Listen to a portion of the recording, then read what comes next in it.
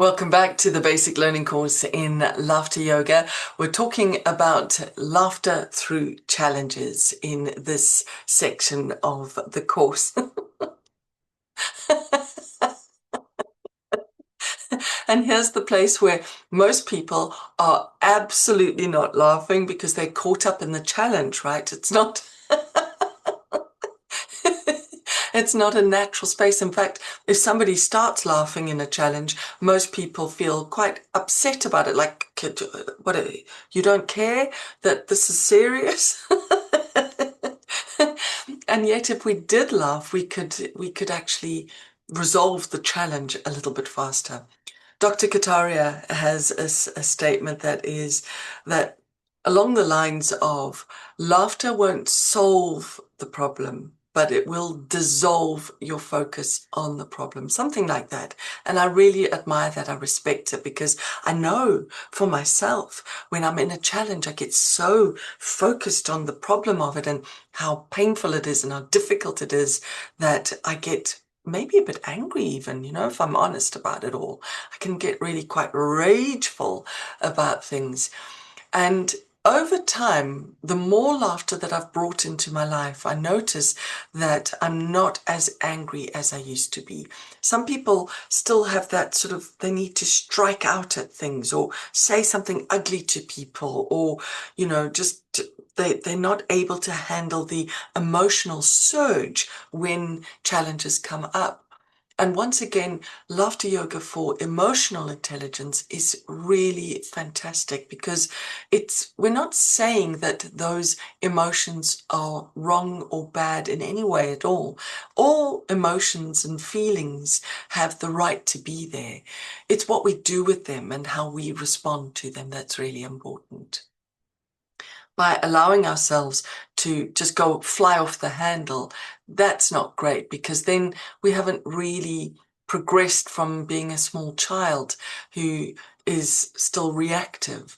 So we're trying to say the more laughter you do, the bigger the gap between the moment the situation happened and what you did about it over here. So we want to grow the gap between the stimulus and the response.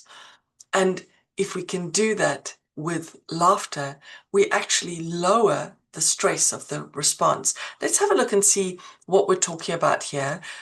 Laughter during challenging times.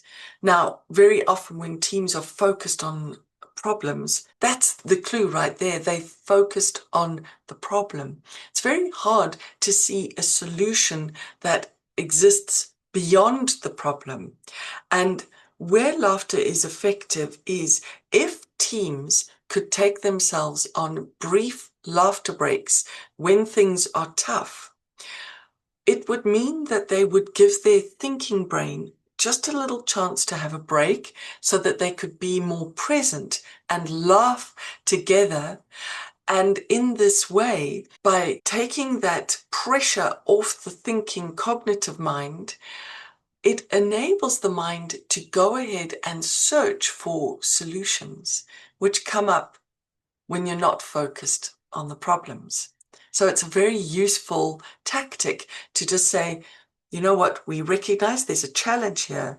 We're going to laugh together and then let's just see in the lighter space, in the clearer head space, what can we do about it? So laughter is really good to help us to reframe stress. It helps us to shift perspective by triggering the release of endorphins, by lowering our stress hormones like cortisol, allowing us to see challenges through a lighter, more solution-focused lens instead of feeling overwhelmed. So I know that this is the reason that many companies have away days and why they have team building sessions, etc., is to try to build cohesion in the team and to try to get them away from the immediate environment so that they can get to know each other. And we can do this in laughter breaks right there at work, because by taking the break, we shift our perspective anyway. we are lightening our mood. When we feel lighter in our mood, we can handle things better.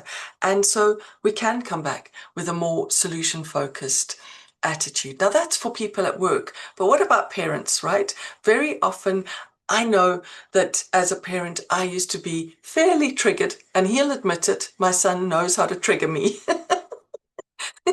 And we would have quite a bit of conflict sometimes about I would want him to shower, he wouldn't want to. I would want him to have his vegetables, he wouldn't want to. And so we would have that friction between us sometimes. And, you know, as he got older, there were more things at risk. I was worried about his safety, worried about his health, worried about what lines he was going down. And that's not a good space for a parent to be, in the worry space. So by taking micro breaks, we can get away from worry, which in itself is quite contracted, and rather get into a more expansive mood where we can reset. So 30 to 60 seconds of intentional laughter. This acts as an emotional palate cleanser in a way. It's interrupting the stress cycle. It boosts energy and it restores focus. And this makes it perfect for busy work days where parents are trying to coordinate the kids to do things and the kids don't want to. And of course, any other high pressured situation. Maybe it's not kids that you're dealing with. Maybe it's colleagues. Maybe it's people in the community, whatever your environment is. But these little micro breaks will really, really be useful. And I find that the ability to dissolve our stress around that challenge is really so refreshingly done with laughter, because when we do the laughter, look at how it looks when you have a smile on your face. Things, even like the challenge itself, don't feel so big. They don't feel so overwhelming. They don't feel so loaded. And the solution will probably come to you. Dr. Kataria has another statement where he says, when in trouble, laugh double. So let's do that together. Breathing in. Hold, hold, hold. It's laughing out.